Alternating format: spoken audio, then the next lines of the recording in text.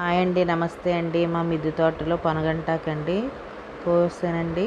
శుభ్రం కడుక్కున్నాను. పప్పు వేసి వండుదామనండి. పప్పు ఒక అరగంట సేపు నానబెట్టానండి. చిన్న ఉల్లిపాయ 2 పచ్చిమిరపకాయలు వేసాను. అందులో కొంచెం పసుపు, ఆయిల్ వేస్తున్నానండి. ఈ పొనగంటకు హెల్త్కి చాలా మంచిది, కళ్ళకి చాలా మంచిదండి. ఇది చూసారా, నేను పప్పు ఉడకబెట్టాను. అది చూడండి, మీకు చూపిస్తున్నాను. ఆ పలుకులో వచ్చినప్పుడు ఆకేసేయాలండి పొనగంటాకు. ఇది మీకు పల్లెటూరు అయితే పొలాల గుట్టు మీద అవి ఉంటాయండి. మన సిటీల్లో అయితే రైతు బజార్లో అవి అమ్ముతారు. చూడండి, ఉడికిపోయిన తర్వాత ఆకు కలిపేస్తున్నానండి. కారం పెట్టేసుకోవడం అండి. అందులో కొంచెం ఉప్పు, కారం కూడా వేసేస్తున్నాను. వేసి కలుపుకున్న తర్వాత తాలింపు రెడీ చేసుకుంటున్నానండి.